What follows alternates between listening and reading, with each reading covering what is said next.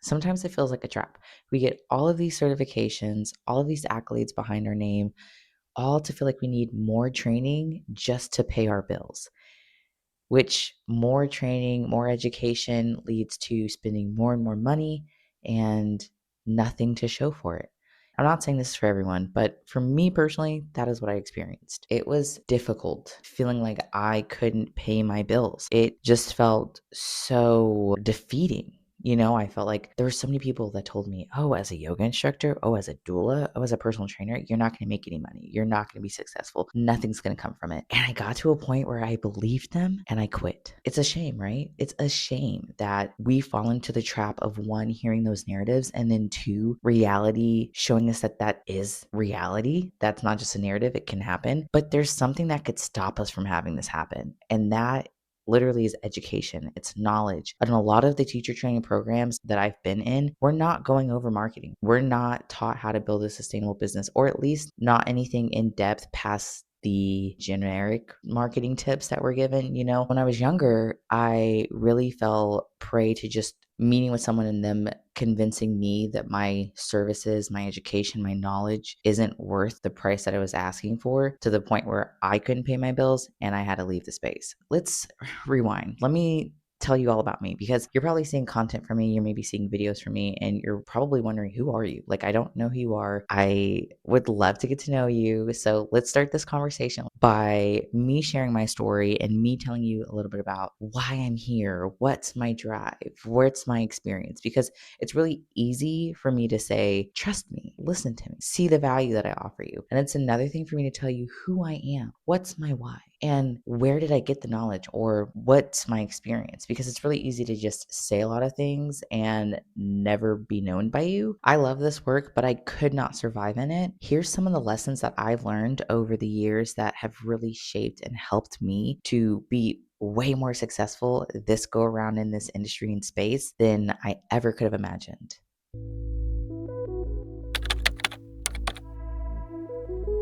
Let's first start with my background. I fell in love with yoga when I was 16 years old. I was struggling very much with anxiety and depression, and I really had no outlet to support myself, really. So I decided to just start doing research, learning how I could get myself in a good place. So I decided to go to Google and figure out what could help me with my anxiety. I came across Hatha and Raja Yoga. These two forms of yoga changed my life so much. And I started to realize that I could control my mind and that I could be in these present moments and feel sensations and notice them, be curious of them, offer kindness to myself. I began to do yoga in my room. When I was 18, I was like, I don't want to go to college. I want to become a yoga instructor and I want to own my own studio and make a career out of it. I remember writing my mom a paper when I was 18 saying, I don't want to go to college. I actually want to become a yoga teacher and I will go to work. I will get an apartment if I have to. I will figure things out. And she said, you thought, no, ma'am, you will be going to college. I did. And my mom said, okay, we can meet in the middle. If you, at the end of your freshman year, really feel a passion still for yoga, I will help you to get your yoga certification. I said, bet. But at the end of freshman year, when that time came up, I was like, knock, knock.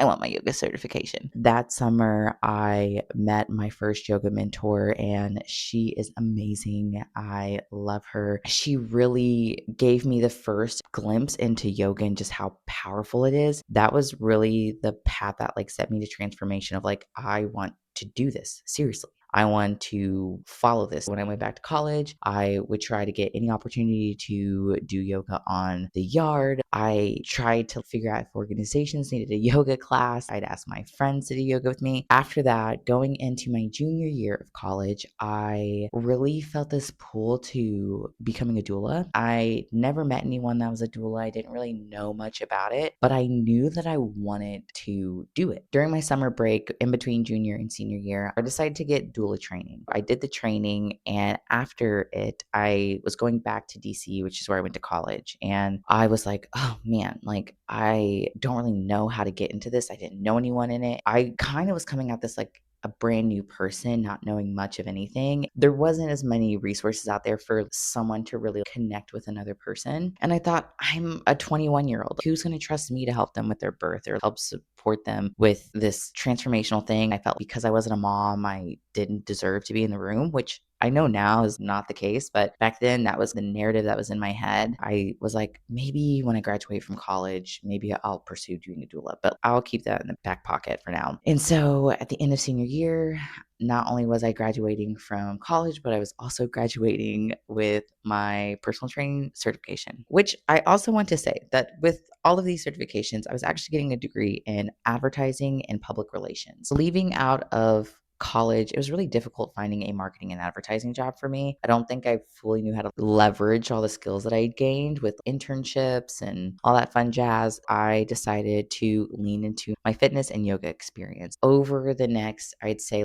4 to 5 years, I was a personal trainer and teaching yoga classes. In order for me to survive doing fitness and the yoga, I was constantly waking up at 4 in the morning and not going to bed until midnight the next night to be able to afford to pay my bills. When I started trying to get my own clients, I realized, wow, this is just really difficult. Then I thought, could I become a doula? Like, is that possible? I was looking into the numbers, and a lot of people were like, yeah, like you can't charge for like a couple of years. And I'm like, I can't charge for a couple of years. I'm all by myself. I can't afford to not charge for the knowledge I know and the experience that I have. I constantly was just like, this is not manageable. I was trying to run my own business as a personal trainer and yoga instructor, and it was difficult. I could not pay my bills. A lot of people were trying to haggle me on price. And later, I will learn so many reasons as to why a lot of those situations were happening. But at the time, I was making it, but barely. Again, I was waking up at 3 to 4 in the morning and going to sleep at midnight the following day, and just on that cycle 7 days a week, and I really couldn't take off. That was really stressful and really, really draining for me. After that, I realized, wow, this is not manageable. I cannot maintain this life or this lifestyle. And I decided to go into marketing. As I was transitioning out of fitness and into marketing, I got a project management certification and became an intern as a project manager for a international development company. Right when that happened, like a couple of months of working there, COVID hit. And then all of a sudden, I'm out of an internship and I'm out of my fitness jobs because I can't be in person with anyone anymore. I was like, what is going to happen? Luckily, I got a job within weeks of losing my jobs. That was remote. For a couple of years, I worked in the tech industry, specifically doing marketing, community organizing, basically anything front facing. Now I'm in the marketing space. I've been in it for 5 years. And at this point, I've worked with a startup tech company. I've worked with a leather working company. I have quite a few companies and also some clients behind my belt now. I feel a lot more comfortable, a lot more confident, and I get pregnant. Once I get pregnant, I really start noticing things about birth and the perinatal space and how much I thankfully had tools to help me. I just kept wondering, like, if you didn't have the knowledge that I had, what would happen to you? What would be your life? Because I had traumatic things happen to me, but not a traumatic birth. That might kind of sound like weird, but like traumatic things happened, but because of the tools that I had gained from being a yoga instructor and going through the doula training and other moments in my life, just navigating to being who I am today or who I was at that moment, I was able to manage through it. Because the great thing was is I had a very supportive husband where we got through together. He advocated for me in a lot of moments when I didn't want to be a burden, and it taught me a lot. After 10 months of being postpartum, I felt the itch to want to go back into marketing and working again, and I found an amazing organization that combined mindfulness with perinatal work, and I was literally like, this is my life. I felt like it was the universe, it was the divine, it was God, whatever you believe in. I am not going to tell you all the depths of my belief system, but all I'm going to say is that I felt like it was a calling to me to be able to work here. I am a contractor for this organization, and I help all things marketing from social media to emails to website redesign, like you name it. I do it. As I've come back into this industry, I'm seeing some of the same pain points that made me leave all those years ago. Before, I just constantly thought of all these random reasons of like why my business doesn't succeed. Because of that, I then internalized that no one can build a business with this. No one can make money. Then over the years, I meet people that are making 60K being a doula or charging $10,000 a birth. And I'm like, hold on. When you've got the right marketing, when you've got the right things behind you, whether you're a psychologist, a doula, a midwife, a birth center, a lactation consultant, whatever you are, if you want to either own a business or an organization or as an individual running as a business, if you've got your marketing right, if you've got the connections right, all of the things to set you up for success, you can succeed at this. Let me tell you why I think I wasn't able to succeed. Because looking back now, here's all the things I would do, which are very similar to the things that made me struggle back then. One is feeling like, who am I to charge? I don't know if this is your experience, but for me, I really struggled with who am I to ask somebody for money? Then I realized the education that I've gotten, the knowledge I've gained, the personal experience that I've acquired over the years, and that is worth something. Two, we all have responsibilities, bills that need to get paid, whether it's for ourselves as individuals or we are with loved ones, family members, whatever it is, we have to be able to afford our lives, the basic needs at minimum, the basic needs paid for. And if we can't find a way to do that, you're going to leave. And if you leave, we've just lost somebody that could have been what someone needed in a moment of vulnerability and sensitivity that could have really allowed them to maybe have traumatic things happen, but have the support system to get through them. The next one is competency, like feeling like, oh, I don't know enough. You do. If you've gotten your certifications, if you took it seriously, and if you don't feel like you did, run through all of your notes again. Run through the course again. If it's recorded and you have access to it at all times, run through that thing again, read through it again. I do that all the time. Recently, I became a mindful birthing teacher, and I literally was like, I'm going to go through all of my notes again because I don't feel as confident about it. And I want to be able to teach people and give them the most knowledge as possible. As long as you're taking it serious, you're constantly trying to learn something new. You probably are a certification person because I feel like a lot of us are. Like a lot of us are certified doula, certified yoga teacher, certified personal trainers, lactation consultants, becoming a RN, becoming a nurse midwife, becoming a midwife practitioner. How many of us are getting certifications? And we're getting loads of them. We probably wake up tomorrow and be like, let's get more because we love learning. We enjoy learning, right? Don't disregard that. Even if this is your first certification, like you becoming a doula is the first thing that you've ever done, you're going through schooling so that you can become competent. Don't disregard that. Don't ignore it. And don't think that just because you are new to it, that you can't charge anything. Maybe you charge less, but you don't have to charge zero, which leads into the next thing. I feel like I hear so much advice coming from people who I really feel like have the audacity to tell someone else how they can navigate their life and their business. And that's for people who are like, well, I don't charge anything for what I do. And it's like, that's great. But I'm over here with a water bill, an electric bill, rent, a car note, insurance. I don't have the luxury of doing something for free. Could we apply for grants? Could we apply for insurance? Yes, we might be able to. Might being the emphasis word, depending on who you are,